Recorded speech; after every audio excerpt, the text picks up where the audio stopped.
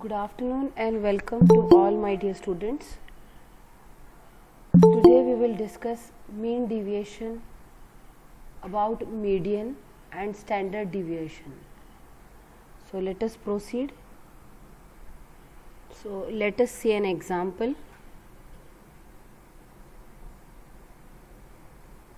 Find mean deviation about mean.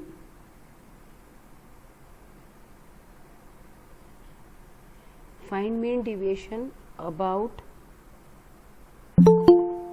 median. Not mean, it is median. Mean deviation about median. That means deviation with respect to median का average. तो mean deviation about median निकालना है तो सबसे पहले हमें median क्या है वो पता करना होगा, और मीडियन पता करने के लिए डेटा क्या है वो लिख लेते हैं.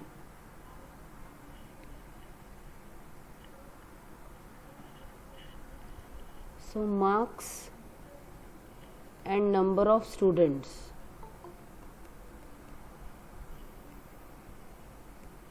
So it is data related to again some students and their marks. Those students who have scored marks in between 0 to 10 are 5 in numbers. Those scoring in between 10 to 20 are 8 in numbers. For 20 to 30 the frequency is 15. That means 15 number of students are scoring in the range 20 to 30. For 30 to 40 it is 16. Write down this question. For 40 to 50 it is 6. Whatever we have to obtain, firstly let us write down the formula, because after writing the formula it is clear what the contents of the table will be. Formula लिख लेते हैं तो एक बार पता चल जाएगा कि table में कौन कौन सी एंट्रीज लगेगी. हमें मीन डिविएशन अबाउट मीडियन पूछा है तो डेफिनेटली मीडियन निकालना ही पड़ेगा. मीडियन ग्रुप डेटा के लिए formula is L plus N upon 2 minus C upon F into H.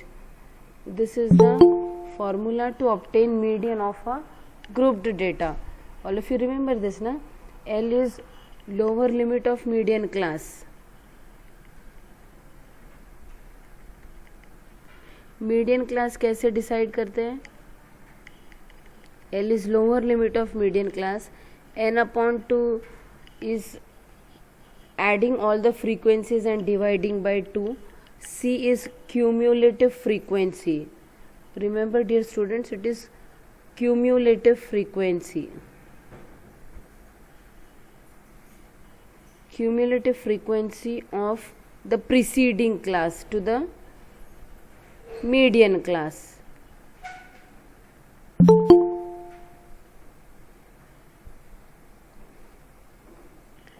F is frequency of the median class, so it is frequency of the median class.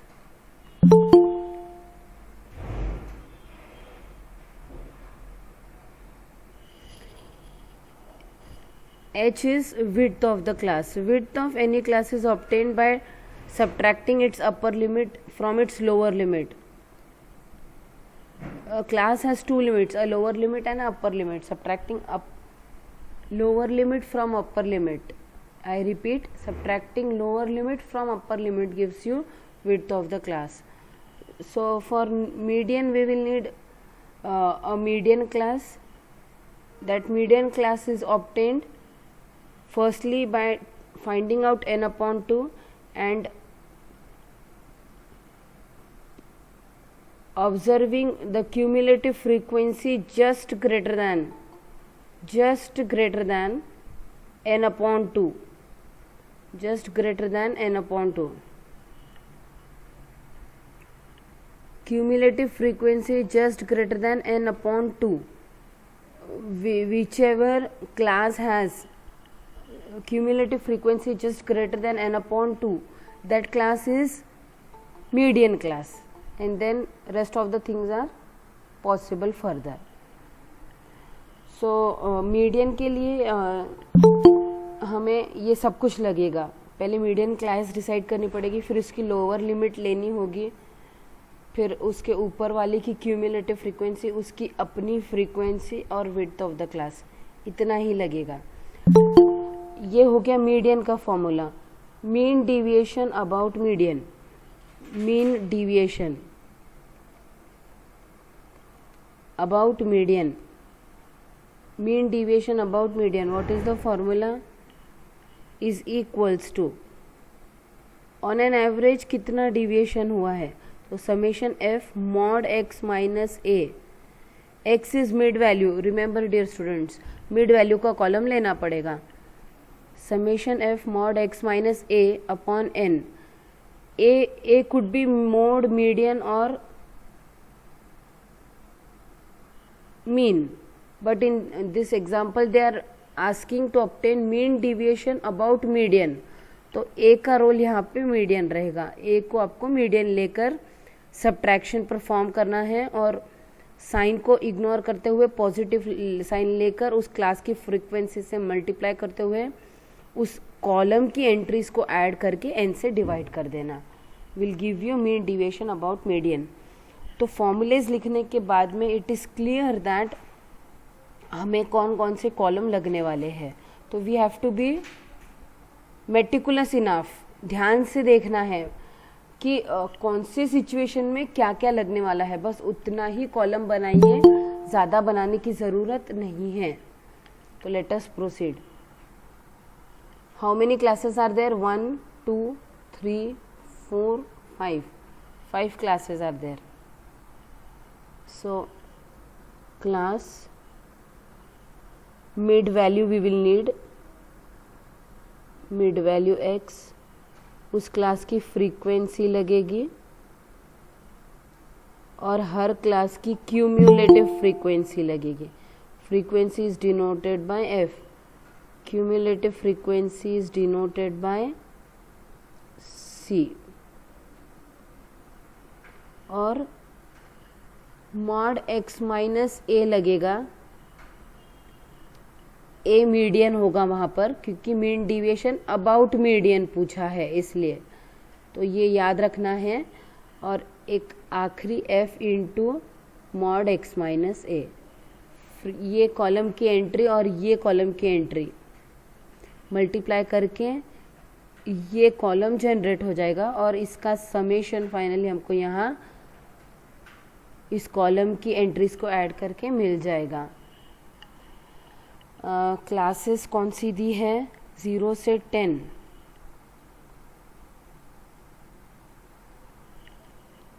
0 से 10, 10 से 20, 20 से 30, 30 से 40 and 40 से 50। Middle value क्या रहेगी? पहली क्लास की middle value कैसे ढूंढते हैं? Upper limit plus lower limit divided by 2। पहले क्लास का लोअर लिमिट 0 है, अपर लिमिट 10 है, 0 plus 10 divided by 2 is 5, middle value is 5। Second class की मिडल वैल्यू क्या है? 15। नेक्स्ट क्लास की middle value 25। Next class 35। Next class 45। yes. Now frequencies.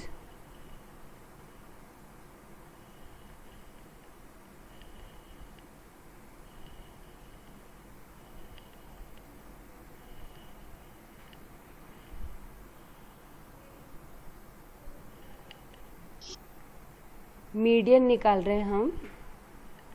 Frequencies 5, 8, 15, 16, 6, 5, 8, 15, 16, 6, 5, 8, 15, 16, 6, 5, 8, 15, 16, 6। Okay done. सो ये हो गई फ्रीक्वेंसीज। क्यूमुलेटिव फ्रीक्वेंसी पहली क्लास की कितनी रहेगी? 5। यस। दूसरे क्लास की 13। तीसरे क्लास की 28. 28.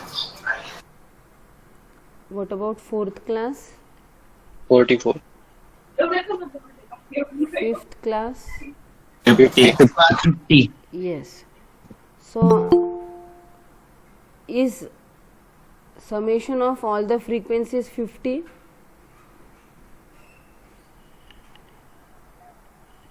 क्यूमुलेटिव फ्रीक्वेंसी कॉलम के आखिरी की entry capital N summation of all the frequencies होती है. Point to be noted dear students. Mod x minus A निकालने के लिए मीडियन लगेगा पहले, तो पहले मीडियन निकाल लेते हैं. मीडियन के कंप्यूटेशंस कर लेते हैं. मीडियन का फॉर्मूला है L plus N upon 2 minus C upon F into H. सर्वप्रथम हमें मीडियन क्लास डिसाइड करनी पड़ेगी. मीडियन क्लास डिसाइड करने के लिए n अपॉन 2 करते हैं.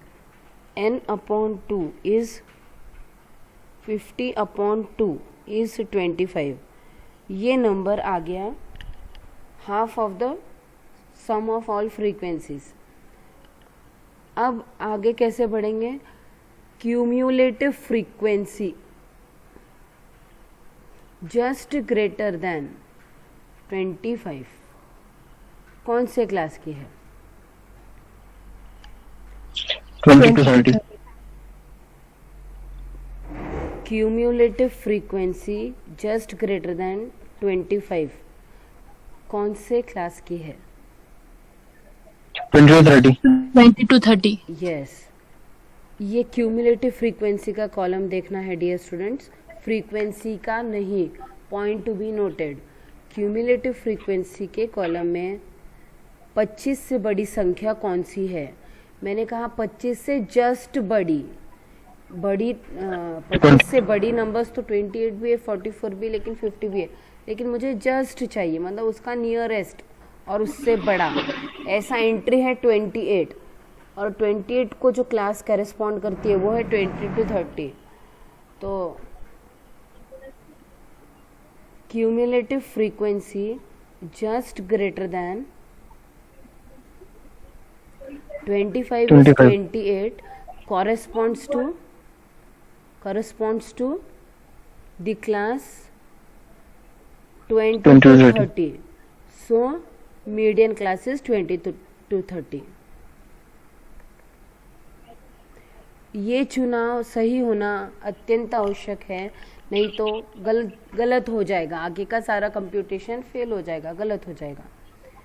n अपॉन सर्वप्रथम n निकाला. n is summation of all the frequencies. वो सही होना चाहिए. फिर उसका हाफ करना.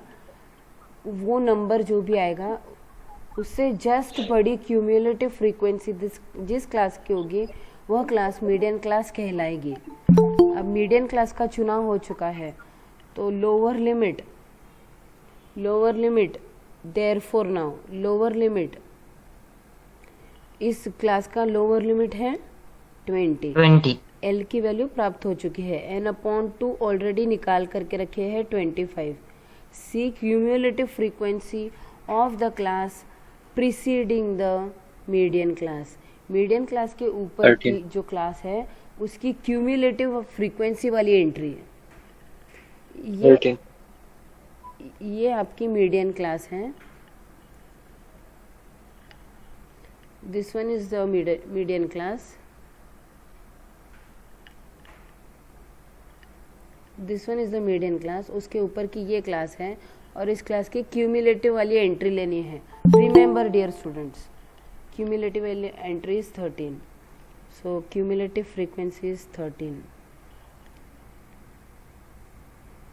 तो इसकी भी वैल्यू हमने लिख दी है. F is frequency of the median class. Median class की खुद की frequency how much it is? 15. 15. और h is width of the class. Width कितनी है? कोई भी क्लास ले लो, विड्थ क्या होती है? उसकी अपर वैल्यू माइनस लोअर. 10. यस. तो बेसिक रिक्वायरमेंट्स हमारे पास सब है मीडियन के. अब मीडियन के कंप्यूटेशंस कर लेते हैं. Median equals to L. L is 20 plus n upon 2. N upon 2 is 25 minus C upon 13. F into H. How much? it is? 28. 28. 28, correct. तो ऐसे ढूंढी जाती है मीडियन. आपके नॉलेज के लिए मैं फिर से बता देती हूँ. मीडियन वो वैल्यू होती है डेटा की जिस वैल्यू के लेफ़्ट साइड में आधा डेटा होता है और राइट साइड में आधा दिया हुआ डेटा होता है. मतलब ये दिए हुए डेटा को 50-50 में डिवाइड करता है, उसे मीडियन कहते हैं. तो जहाँ तक इस प्रश्न की बात है, आधा हल हो चुका है. मीन डिविएशन अबाउट मीडियन पूछा था, तो उसकी बेसिक रिक्वायरमेंट थी मीडियन. मीडियन के हिसाब से डिविएशन कितना हुआ है उसका एवरेज निकालना है. मीडियन निकाल चुके हैं. मीन डिविएशन अबाउट मीडियन निकालने के लिए ये दो कॉलम्स उत्पन्न कर लेते हैं और फिर इस फॉर्मूला में ये वाली वैल्यू रख करके finally mean deviation about median प्राप्त कर चुके होंगे. मॉड x माइनस ए कॉलम जनरेट करते हैं. x 5 ए मीडियन की वैल्यू रहेगी. मीडियन कितना आ गया यहाँ पर? 28.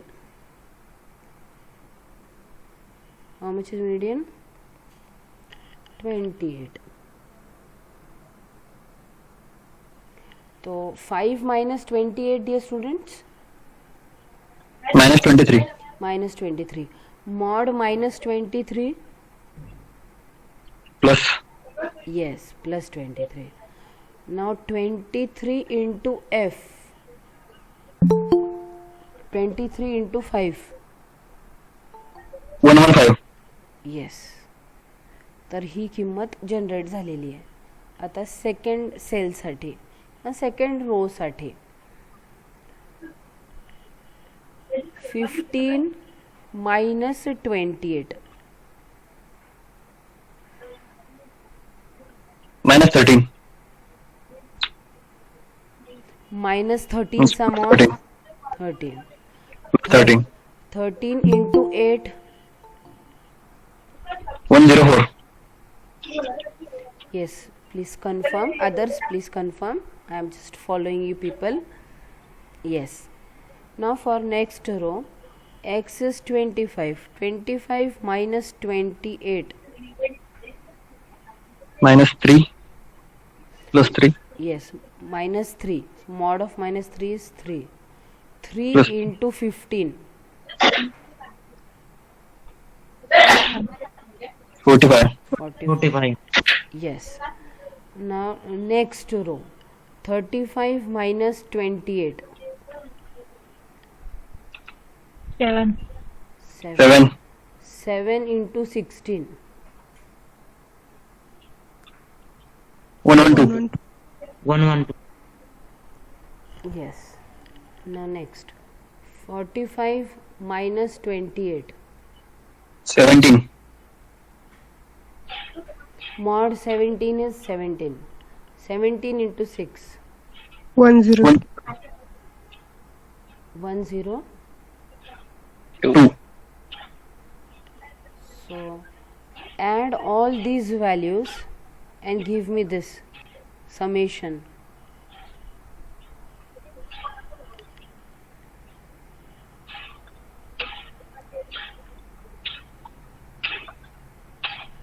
Four, 7, 8. Yes. 478. Yes. Are you all getting this, dear students? Yes, ma'am. Yes, ma'am. Yes. Yes. So mean deviation about median.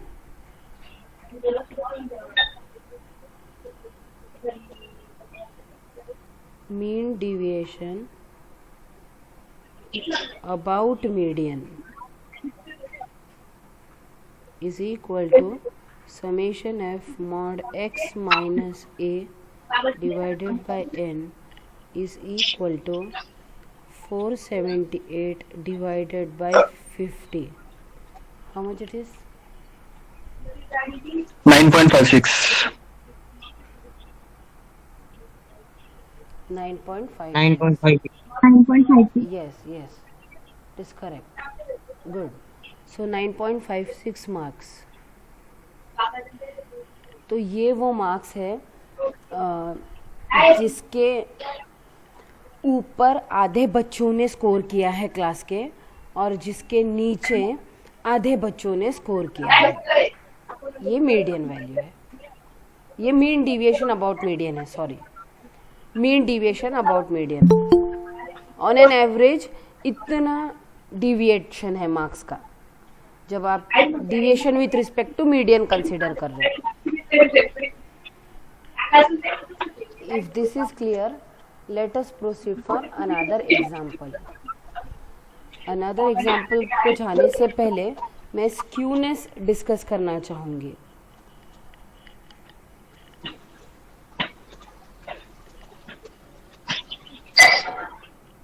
Write it down. Skewness. Interesting it is. Skewness.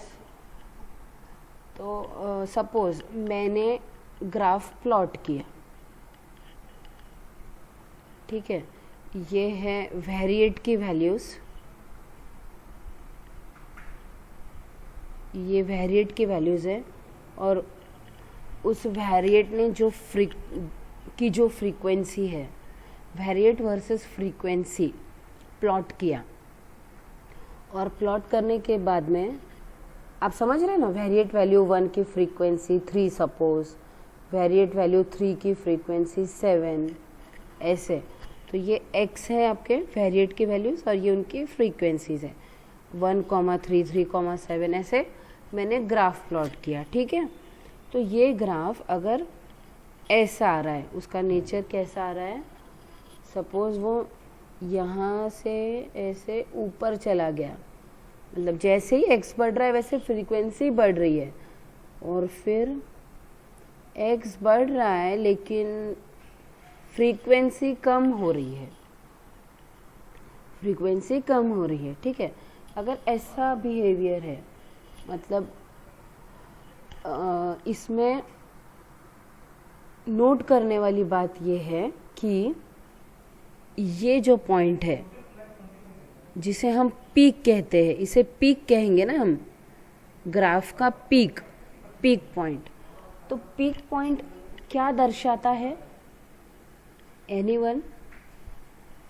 x versus f, variate value versus their frequencies अगर मैं plot करूं, तो peak point क्या दर्शाता है? What does it indicate? Highest value of frequency. Highest value. yes, very good. Highest value of frequency. और जिस variate को हाईएस्ट वैल्यू ऑफ फ्रीक्वेंसी होती है उसे क्या कहते हैं?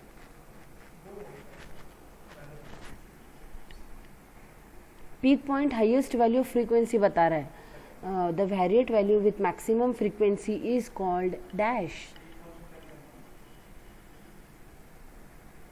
is called dash. Yes, anyone? Assume.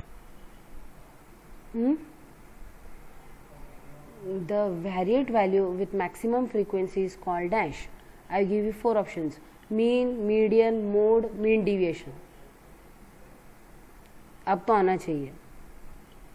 Ma'am. Yes. Mode. Yes, perfectly all right. तो ये x की वैल्यू मोड है. क्या है ये? मोड है. तो जब आपने ग्राफ, ये इसे कहता है फ्रीक्वेंसी कर्व. ये जो मैंने अभी निकाला है ना, इसे फ्रीक्वेंसी कर्व कहते हैं टेक्निकल टर्म्स में. जब हम फ्रीक्वेंसी कर्व ड्रॉ करते हैं और ये मोड आ गया, मोड वो x की वैल्यू है जिसके लिए फ्रीक्वेंसी मैक्सिमम है, मतलब वो x की वैल्यू सबसे ज़्यादा बार आई है, तो ये हो गया आपका मोड. अब ये जितनी भी वैल्यूज़ है,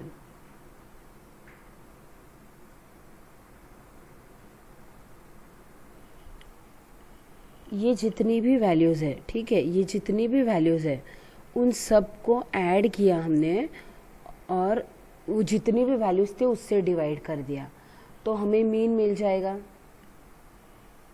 मीन मिलेगा ना। अगर इस कर्व को मैं ऐसा सीधा डाल दूँ, ये इतनी सारी वैल्यूज़ है, तो इसका मिडल पॉइंट मीन रहेगा। तो इसका मिडल पॉइंट कहाँ पे दिख रहा है आपको?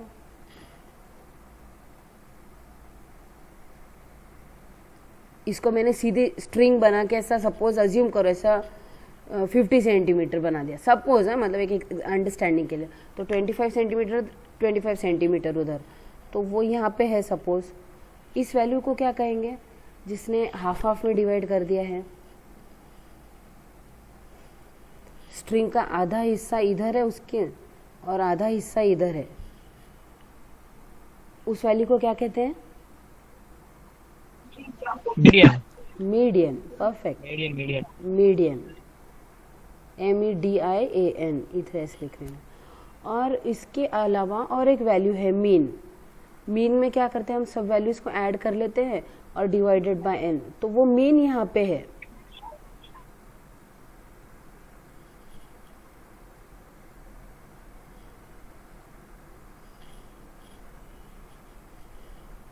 मीन यहाँ पर है।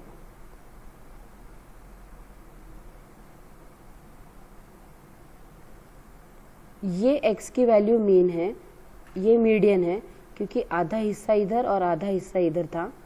और यहाँ पे जिसको फ्रीक्वेंसी सबसे ज़्यादा थी, जो ज़्यादा बार आया है, वो मोड था। तो फ्रीक्वेंसी कर्व बनाने पर आपको ऐसा कर्व बनता है जिसमें कि मोड के राइट साइड पर मीन हो, मोड के राइट साइड पर मीन हो, तो उसे कहते हैं पॉजिटिव स्क्यूनेस। क्या कहते हैं उसे? Positive skewness. अभी इसका एग्जैक्टली रिवर्स केस आप मुझे बता सकते हो क्या? फ्रीक्वेंसी कर्व बनाया हमने, मोड के राइट पर मीन है, इसकी अपोजिट केस क्या होगी? मैं यहाँ पर ड्रॉप मीन मोड के लेफ्ट। हाँ,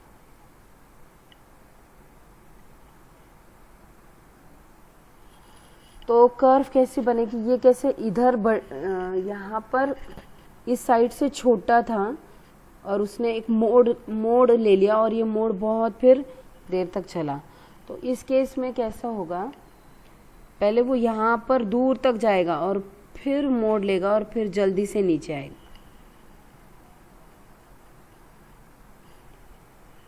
तो इसमें क्या हो रहा है? ये हाईएस्ट फ्रीक्वेंसी है, मतलब ये आपका मोड का वैल्यू है। और मीन आपका कैसे रहेगा? या मीडियन? पहले मीडियन, वो वैल्यू जिसने हाफ हाफ में डिवाइड कर दिया है। ये मीडियन की वैल्यू है, उसके इधर आधा हिस्सा है और इधर आधा हिस्सा है। और ये देखिए, ये है आपका mean.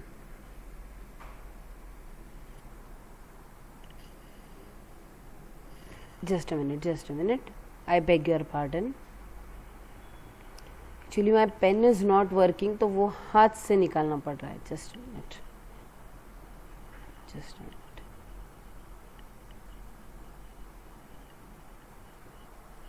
I hope my pen works now.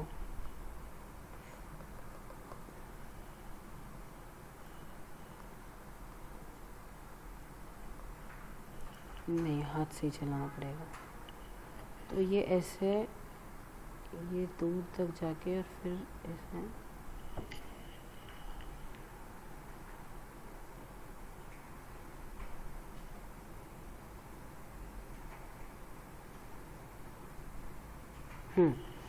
तो इसमें आधा आधा डिवाइड करने वाला मीन यहाँ पर है। ये मीडियन है, ये मीन है, ये मीडियन है। ये आधा इधर है और आधा इसके इधर है, मीडियन। और ये हाईएस्ट फ्रीक्वेंसी को करस्पॉन्ड करने वाला मोड है। और मैंने आपसे कहा था मोड 2 भी हो सकते, तो फिर इसने ऐसे करवट ली तो फिर ये यहाँ पे फ्रीक्वेंसी, तो मोड 2 हो सकते हैं, नो इश्यूज। लेकिन जिस फ्रीक्वेंसी कर्व में मोड के लेफ्ट में मीन आएगा वो निगेटिव स्क्यूनेस रहेगा। पॉइंट टू बी रिमेंबर्ड, इसे कहते हैं नेगेटिव स्क्यूनेस। कर्व ज़्यादा एलोंगेटेड रहेगा, ये कर्व ज़्यादा एलोंगेट हुआ ना, ज़्यादा दूर तक गया और फिर करवट ली इसने। If the curve is more elongated to the left, left side में ज़्यादा एलोंगेशन थी ना, स्ट्रेच्ड था, तो negative skewness. And if the curve has a longer tail to the right, longer tail to the right, ये पूंछ है ना राइट को, ये लंबी सी पूंछ है। If the curve has longer tail to the right, ये लंबी सी पूंछ थी राइट की ओर, तो उस केस में डिस्ट्रीब्यूशन का पॉजिटिव स्क्यूनेस, इस केस में negative skewness. Mean, mode, median समझ में आ गया? स्क्यूनेस समझ में आ गया? किसी को Yes, ma'am. किसी को कुछ पूछना है तो हम आगे जाते हैं। तो इसी पर आधारित एक इम्पॉर्टेंट टर्म है Karl Pearson's. So he was also a statistician or mathematician you can call. Carl Pearson's coefficient, तो क्योंकि उन्होंने निकाला था ये, उन्होंने इस पे रिसर्च किया था, इसलिए Karl Pearson's coefficient of skewness, very important point dear students. Karl Pearson's coefficient of skewness, इसे शॉर्ट में KPCS भी कहते हैं। Write it down. Carl Pearson's coefficient of skewness is defined as mean minus mode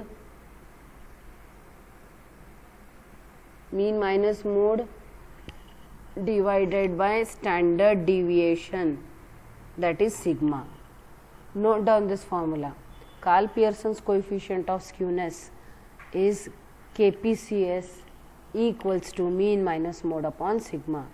So given some data, you are asked find Carl Pearson's coefficient of skewness, then you will find mean, you will find mode, you will find standard deviation, subtract mean from mode, subtract mode from mean, subtract mode from mean and divide by standard deviation.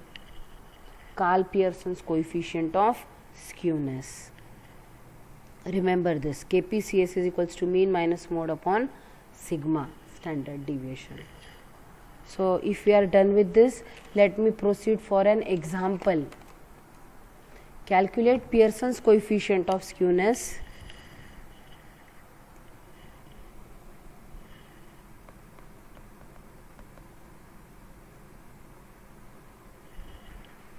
Calculate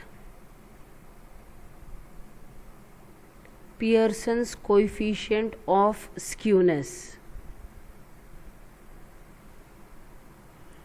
Calculate Pearson's coefficient of skewness. So this the data is class and frequency. So class is 70 to 80 और इस class की frequency 18 है। 60 to 70, इस class की frequency 22। 50 to 60, 30। तो अगर आप observe करेंगे तो यहाँ पर बड़ी क्लास से छोटी क्लास ऐसे दिया हुआ है, लेकिन हम नेचुरली, हमारा नेचुरल इंक्लिनेशन क्या रहता है, छोटे से बड़े की ओर ना, तो हम इसे हमारे टेबल में लिखते समय पीछे से आगे की ओर लिखेंगे, क्योंकि हमें जनरली उसी की आदत होती है, इसीलिए। 20 to 30, 11 and 10 to 20, the frequency is 6 and for 0 to 10 it is 5.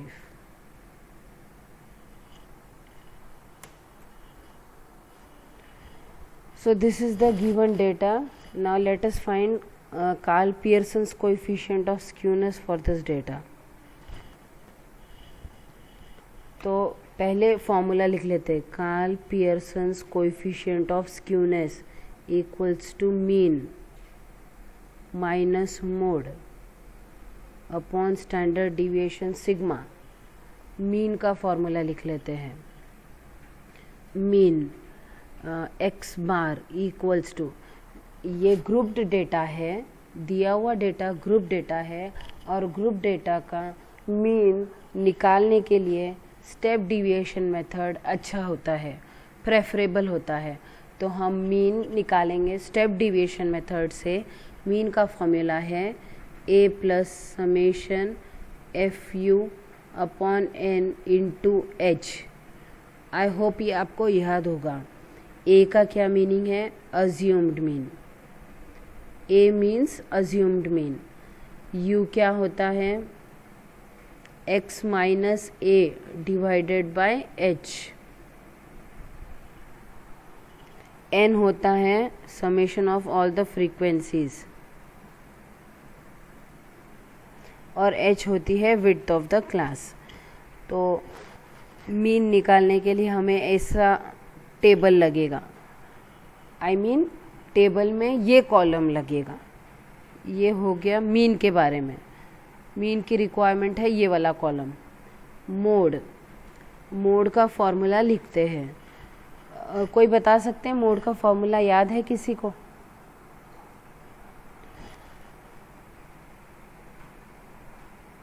L plus FM minus F1 2FM minus F1 minus F2 into H. Do you remember this? Into H. This is the formula for mode. Mode के लिए क्या लगेगा? पहले model class decide करनी पड़ेगी. Model class कैसे ढूंढेंगे? वो क्लास की फ्रीक्वेंसी हाईएस्ट होगी वो मोड क्लास कहलाएगी. जिस क्लास की फ्रीक्वेंसी हाईएस्ट होगी वो मोड क्लास कहलाएगी. मोड वहाँ का मेंबर रहेगा. उस क्लास की लोअर लिमिट FM मतलब फ्रीक्वेंसी मॉड्यूलेशन नहीं इलेक्ट्रॉनिक्स, ना ही वो रेडियो वाला FM है. FM इज़ मोड क्लास की फ्रीक्वेंसी. F1 मोड क्लास के ऊपर जो क्लास बैठी है उसकी फ्रीक्वेंसी. F2 मोड क्लास के नीचे जो बैठी है उसकी फ्रीक्वेंसी. मोड के कोई ज़्यादा रिक्वायरमेंट्स नहीं है. Mean mode, standard deviation. Standard deviation निकालने का formula short method, short formula is square root of, so it is h into square root of summation fu square upon n minus summation fu upon n whole square. तो ये formulas हमें help करेंगे standard deviation निकालने के लिए. तो standard deviation के लिए ये कॉलम जनरेट करना पड़ेगा. ये और ये तो कॉमन है, जो मीन के लिए बनाएंगे वही यहाँ पे यूज़ हो जाएगा. तो इतने रिक्वायरमेंट्स के साथ हमें आगे बढ़ना है. अब इस एग्जांपल में हमें मीन भी निकालना है, मोड भी निकालना है और स्टैंडर्ड डिविएशन भी निकालना है. और मीन और स्टैंडर्ड डिविएशन दोनों के लिए स्टेप डिविएशन मेथड लगाएंगे, वही प्रेफरेबल है. किसी को कुछ पूछना है? Shall I proceed further?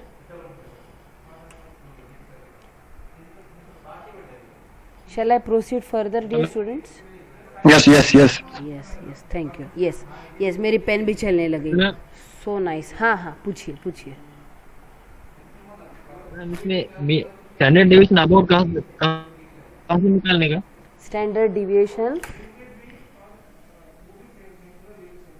About mean से निकालने का मीडियन से? देखिए, स्टैंडर्ड डिविएशन स्टैंडर्ड है, स्टैंडर्ड डिविएशन एक चीज है और मीन डिविएशन दूसरी चीज है। मीन डिविएशन में आप बोल सकते हो mean deviation about median, mean deviation about mode, mean deviation about mean. Deviation with reference to this का mean value on an average value. लेकिन स्टैंडर्ड डिविएशन स्टैंडर्ड है। Standard deviation is square root of mean of summation of F X minus X bar square upon N, ऐसा है। लेकिन ये formula से short फॉर्मूले वो डिराइव किए हुए, वो प्रोवन है, इसीलिए हम लेते हैं। इसके बजाय शॉर्ट फॉर्मूले हम ले सकते हैं।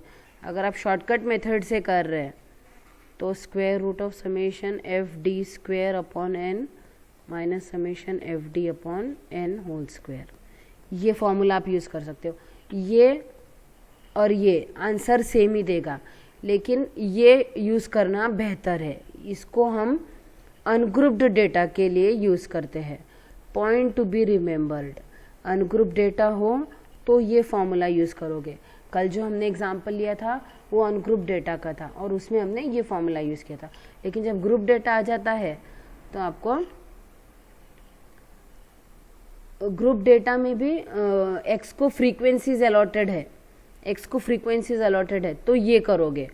और क्लास है, क्लास वाला डेटा है तो क्लास वाला डेटा है तो ये फॉर्मूला यूज करोगे। क्योंकि जहां पर क्लास आ जाएगी ना वहां पर एच आएगा और एच आएगा तो यू की बात हो सकती है। यहाँ पर क्लास ही नहीं है तो एच नहीं होगा, एच नहीं है तो एक्स माइनस ए में ही काम करना है। अनग्रुप डेटा होगा तो ये फॉर्मूला यूज होगा, जैसे कि एक्स और उनकी फ्रीक्वेंसीज, तो ये फॉर्मूला यूज करोगे। और एक्स दिए है और उनकी फ्रीक्वेंसीज दी है ये भी यूज कर सकते हैं, लेकिन क्लासेस दी है तो ये यूज करना होगा। क्लियर? तो स्टैंडर्ड डिविएशन ऐसे नहीं होता, standard deviation about mean, standard deviation about mode. Standard deviation actually about mean he होता है, लेकिन ये उसके अल्टरनेट फॉर्मूलेज है। I hope the point is clear. Ma'am आपण जो मीन मध्ये एफ काढतो तोच स्टँडर्ड डेव्हिएशन मध्ये वापरायचा? येस, तोच वापरायचा, तोच वापरायचा। Okay okay, yes. Let us proceed for the example now. KPCS निकालने के लिए मीन मोड और स्टैंडर्ड डिविएशन निकालना है। पहली क्लास मिड वैल्यू लगेगी क्या? मीन के लिए लगेगी, एक्स लगता है ना, मिड वैल्यू लगेगी, तो मिड वैल्यू भी बना लेते हैं। जितनी रिक्वायरमेंट है ना उतना ही कॉलम इंसर्ट करो। पूरी प्लानिंग होनी चाहिए कि मुझे क्या लगने वाला है, मुझे क्या लेना है और कौन सी सीक्वेंस में लेना है। मिड वैल्यू के बाद में फ्रीक्वेंसी लगेगी, क्यूमुलेटिव फ्रीक्वेंसी नहीं लगेगी। क्यूमुलेटिव फ्रीक्वेंसी का रोल मीडियन में होता है, अभी हमें मीडियन नहीं निकालना है। यू निकालना होगा, x minus a upon H, F into you निकालना पड़ेगा, एफ इंटू यू स्क्वायर निकालना पड़ेगा। इतने सफिशिएंट है। तो क्लासेस थी, आप लिख सकते हैं मेरे साथ, 0 से 10, 10 से 20, 20 से 30, 30 से 40, 40 से 50, 50 से 60, 60 से 70 और 70 से 80। इतनी क्लासेस हैं और इनकी मिडल वैल्यू फटाफट लिख लेते। 5, 15, 25, 35, 45, 95, 65 और 75, इनकी मिडल वैल्यूज़ लिख दी। अब फ्रीक्वेंसीज क्या थी? 0 से 10, की फ्रीक्वेंसी 5 थी, मतलब 5 है, 6, 11, 21, 35, 30, 22, 18। अब ये कंप्यूटेशन करना है तो ए लगेगा। ए अज्यूम्ड मीन होता है, आप सभी को याद होगा। अज्यूम्ड मीन, हम अज्यूम करके चलते कि ये मीन होगा। वो कैसे करते हैं, हम फ्रीक्वेंसी टेबल में सबसे ज़्यादा फ्रीक्वेंसी किसकी है वो देखते हैं और उस क्लास के मिडल वैल्यू को अज्यूम्ड मीन लेते हैं। ये आ रहा आपके समझ में? Yes yes ma'am. Yes, assumed mean लगेगा हमें आगे बढ़ने के लिए। तो जिस क्लास की फ्रीक्वेंसी सबसे ज़्यादा है ना, उसका मिडल वैल्यू अज्यूम मीन ले लो। तो ए ले लिया हमने 45, तो 45 माइनस 5, 45 माइनस 5,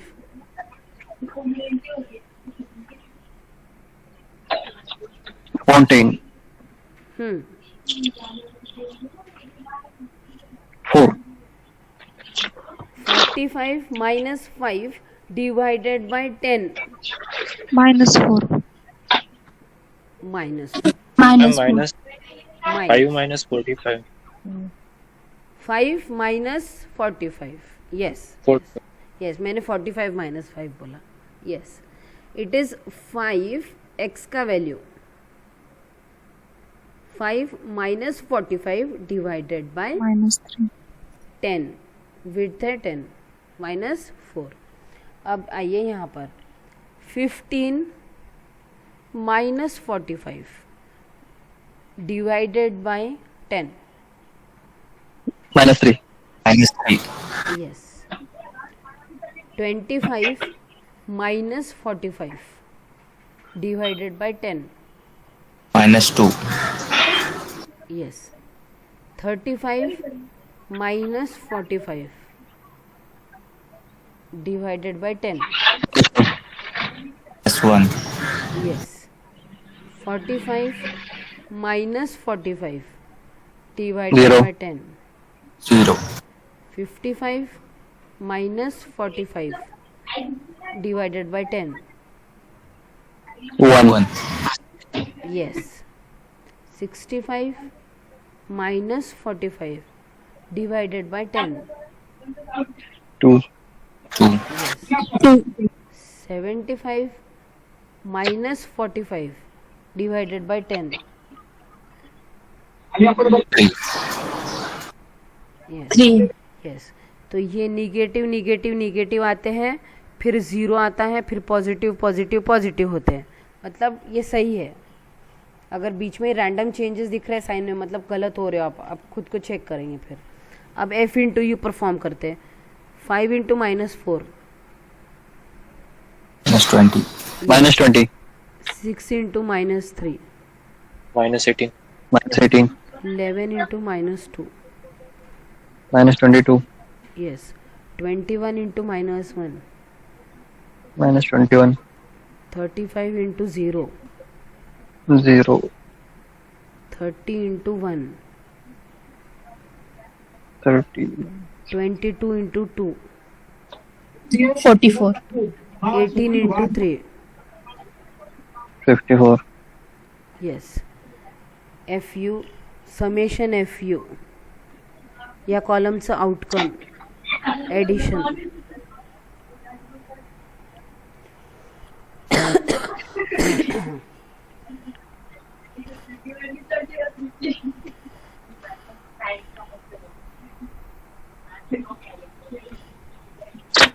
-47, 47, परफेक्ट। 47 आता है summation F you. F u square, you का स्क्वायर करना है, हर निगेटिव नंबर का स्क्वायर पॉजिटिव आता है। ये एफ 5 इंटू -4 का स्क्वायर, 5 इंटू 16, 80, 80, गुड। 6 इंटू -3 का square, 54. 6 into 9, 54. 54, yes. 11 into minus 2 का स्क्वायर, 11 इंटू 4, 44. 40. 21 इंटू माइनस 1 का स्क्वायर, 21 इंटू 1, 21. 35 इंटू 0, 0. 30 इंटू 1 चा स्क्वेअर, 30. 22 इंटू 2 चा स्क्वेअर, 88. 18 इंटू 3 चा स्क्वेअर म्हणजेच 18 इंटू 9. 162. 160. इस कॉलम का आउटकम इनका addition summation F u square. 479. Done. तो मीन निकालने के लिए हम लगभग रेडी है. मीन निकाल लेते हैं. Mean x bar equals to assumed mean 45 a plus summation fu upon n.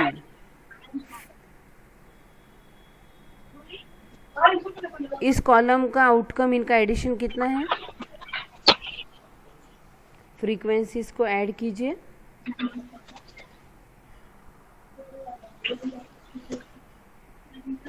पाच 6 11 11 22 22 आणि 21 43 140. 43 148. for how much? How much? See, 18. 148. 148. Yes. 148. 148. Yes. So mean is a plus summation fu upon n into h. H is into 10. So tell me the value of mean. 48.17. 17. 48.17 ऐसे बोलना है. 48.17 Yes. Mean प्राप्त हो चुका है. Note down कर लीजिए x बार mean. अब जाते हैं मोड पर. इसमें किसी को कुछ संदेह है, कुछ पूछना है?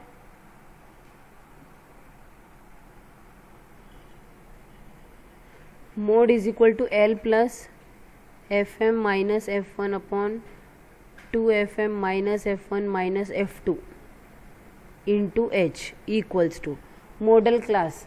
मॉडल क्लास के लिए पहले डेटा को देखिए.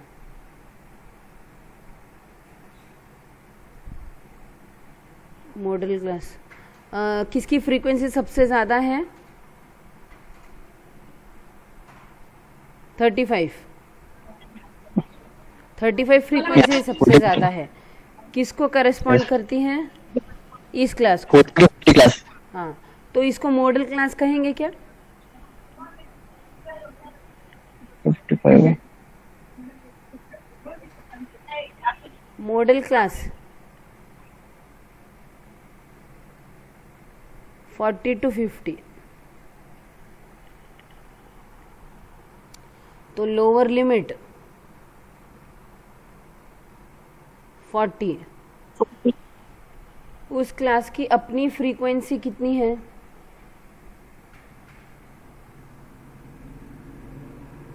उस क्लास की अपनी 30. फ्रीक्वेंसी 35. मॉडल क्लास की फ्रीक्वेंसी 35. उसके ऊपर वाले की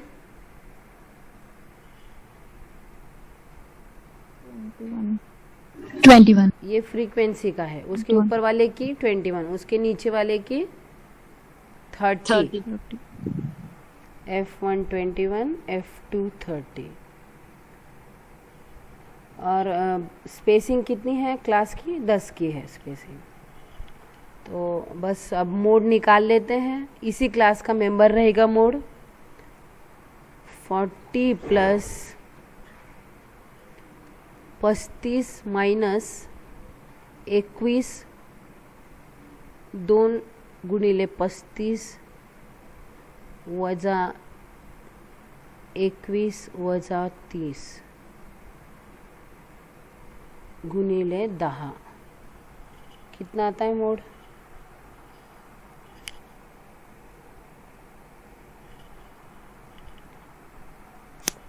47.3. 36.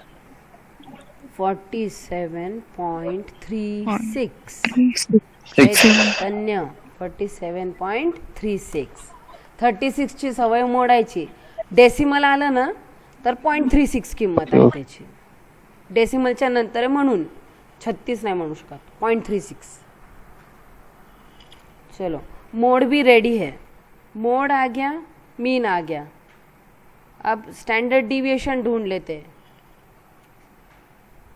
Standard deviation sigma is equals to h times, h को भूलना नहीं, summation F U square upon N minus summation F you upon N चा whole square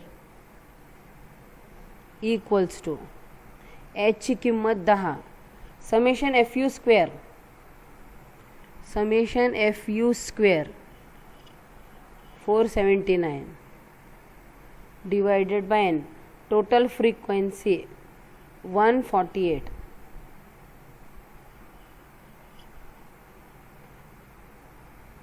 minus summation F you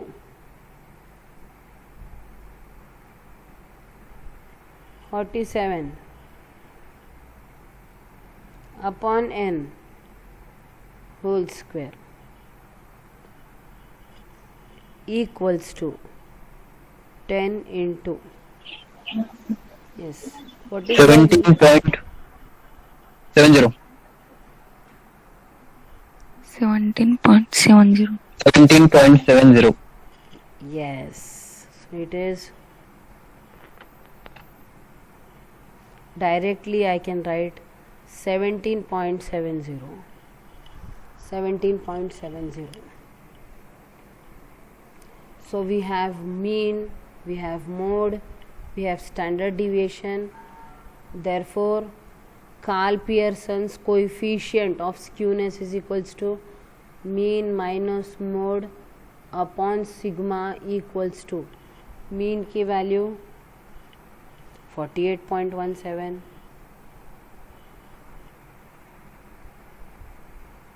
mode की value 47.36, सिग्मा 17.7. KPCS कितना आता है?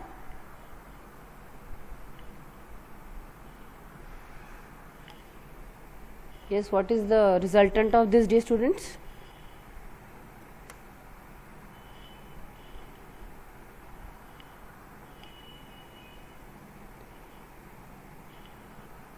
Yes? 0.045. Perfect. 0.045.